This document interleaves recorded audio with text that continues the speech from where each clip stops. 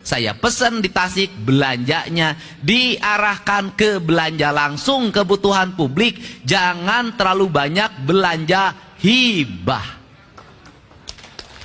Selama ini Pemprov Jabar saya baca itu aliran ke dana ke Tasik gede banget, 700 miliar. Panggedena saya Jawa Barat, panggedena jeung Garut. Tapi paling aneh, aliran dana di provinsi ratusan miliar, jalan di Tasik baru tut. Berarti yang diusulkan tidak sesuai dengan yang dibutuhkan. Mari kita kelola keuangan daerah, memprioritaskan apa yang dibutuhkan. Terakhir, sudah jadi bupati, sudah jadi wakil bupati. Bupatinya rakyat, bukan bupatinya partai. Wakil bupatinya rakyat, bukan wakil bupatinya partai.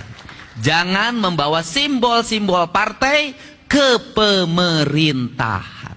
Konsisten. Tiba-tiba partainya hejo, kantor bupatina dicet hejo. Bupatina berem, gedung SD berem kabeh. Saya tidak mau. Warna pemerintah itu putih, Pak. Di mana-mana, mau di Amerika gedung putih, semua putih. Sudah dibodaskan dari nama. Netral, lurus, sesuai dengan cita-cita. Untuk itu saya mengucapkan terima kasih. Saya tanya ke Pak Sekda, sebagai gubernur hari ini semuanya terbuka. Pemilihan komisaris BJB saya ambil profesional. Direktur BJB hari ini profesional. Hari ini jam krida asuransi pemerintah provinsi saya umumkan secara terbuka. Pemenangnya yang ranking tertinggi ada 5, semua diumumkan sampai angkanya diumumkan. Untuk apa? Karena kita butuh pemerintahan yang berintegritas agar rakyat percaya. Dan pesan ini juga sering disampaikan oleh presiden kita Pak Prabowo Subianto. Tidak ada warna partai, tidak ada bendera partai, tidak ada arah partai. Yang ada adalah arah negara, arah pembangunan, arah kemakmuran rakyat. Itu tujuan kita utama. Hanya di Indonesia anak kecil motor-motoran. Hanya di Indonesia anak kecil main HP. Hanya di Indonesia anak kecil minum ciu. Hanya di Indonesia anak kecil makan eksimer. Hanya di Indonesia anak kecil ngelem. Hanya Indonesia anak kecil minum komik 15 biji sekali minum. Hanya di Indonesia yang mengaku beragama Islam. Mau maju tidak? Rubah perilaku buruk. Anak kecil jangan dulu main HP. Anak kecil jangan main motor. Bocah cilik tinggal di rumah. Bantu ibumu ke sawah. Bantu ibumu ke ladang. Bantu ibumu ke kebun. Pelihara domba. Pelihara sapi. Pelihara ayam. Tumbuhilah jadi entertainment baru. Pelihara laut. Jadilah nelayan yang hebat. Jadilah petani yang kuat. Jadilah pengusaha yang kokoh. Jadilah politisi yang handal. Engkau adalah harapan bangsa. Jangan kayak sekarang. Orang tua hari ini tak sanggup lagi menghadapi anaknya. Kenapa ini terjadi? Dibiarkan sejak kecil, diikuti keinginannya, makin gede, makin susah diarahkannya. Sekarang orang tua nggak boleh lagi takut sama anak-anaknya. Kalau anaknya bangkang, anaknya melawan, laporkan ke gubernur, kita bawa ke kantor polisi, kita bawa ke barak TNI. Sekarang anak-anak mulai takut sama gubernur. Kalau nggak mau mandi, dilihatin videonya. Kamu mandi, nanti dibawa oleh Pak Gubernur. Kamu makan, nanti dibawa oleh Pak Gubernur. Kamu segera sekolah, nanti dibawa oleh Pak Gubernur. Pak Gubernur hadir untuk nakutin anak-anaknya disuruh sekolah.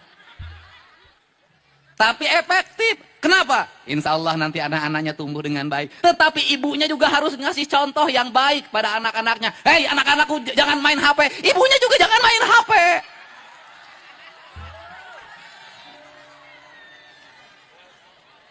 Kamu nak, jangan main tiktokan terus nak. Jangan main tiktokan.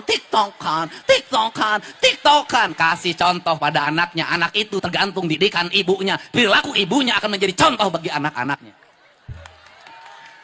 Anak-anaknya kamu jangan bersolek terus. Jangan bersolek terus. Ya ulah bersolek wae. Betul nggak? Ibunya ajarin anaknya nyuci piring, ibunya ajarin anaknya mengepel, ibunya ajarin anaknya memasak, ibunya ajarin anaknya nyuci baju, nyetrika baju. Ingat, anak-anakmu ulah dibere kejo mejikom. Kenapa? Hari ini banyak ibu-ibu pengadulan, pemalas. Ibu-ibu rubah dirimu sekarang ya. Mau jadi tauladan anak-anak?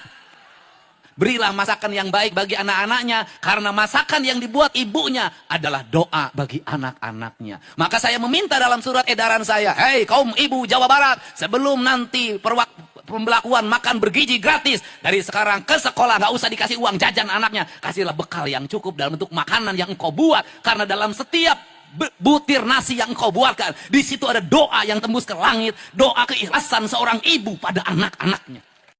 8 asnaf dalam kaidah Islam dilakukan pada zaman Rasulullah SAW. Pada saat itu masyarakat hanya diwajibkan membayar zakat, tidak diwajibkan membayar pajak.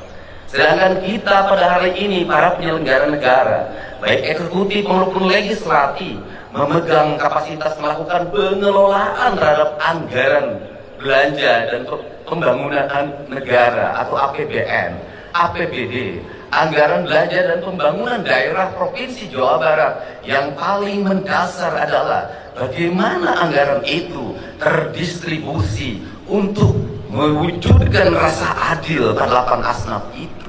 Karena apa? Karena pada zaman Rasulullah, zakat memiliki fungsi pengelolaan negara yang dikelola oleh Baitul Mal. Sedangkan kita hari ini memiliki kedua anggaran. Yang pertama, Basnas mengelola keuangan melalui pembayaran zakat. Yang kedua, negara melakukan pengelolaan keuangan melalui APBD. Di balik itu ada infak dan ada sedekah. Sesungguhnya di Indonesia ini adalah pungutan untuk rasa adil masyarakat sangat banyak, melebihi negara-negara lain. Tetapi kenapa yang menjadi problem? Justru keadilan belum terwujud, justru kemiskinan belum tertangani, justru orang-orang tidak mampu sekolah, tidak mampu membeli baju seragam, tidak mampu membeli sepatu, banyak pungutan di berbagai tempat. Sesungguhnya kita yang sholat dalam setiap hari 5 waktu, kita ini melakukan pengkhianatan terhadap apa yang menjadi tugas dan kewajiban kita sebagai penyelenggara negara. Alangkah malunya kita di hadapan Allah di negeri yang beriman dan beramal soleh ini, ketika pungutan negara ada, pungutan zakat ada, tetapi rasa adil belum terwujud. Berarti kita sebagai penyelenggara negara belum bisa memaknai dan memahami Islam secara paripurna.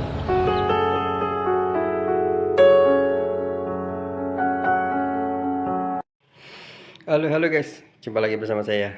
Oke, di saat pendemo sedang terjadi di mana-mana, si KDM lagi-lagi pendekatan kepada masyarakatnya, yaitu melakukan apa coba, pembelanjaan online delivery. Waduh, pokoknya luar biasa deh. Pokoknya KDM ini, yuk coba lihat nih, kita lihat videonya seperti apa nih.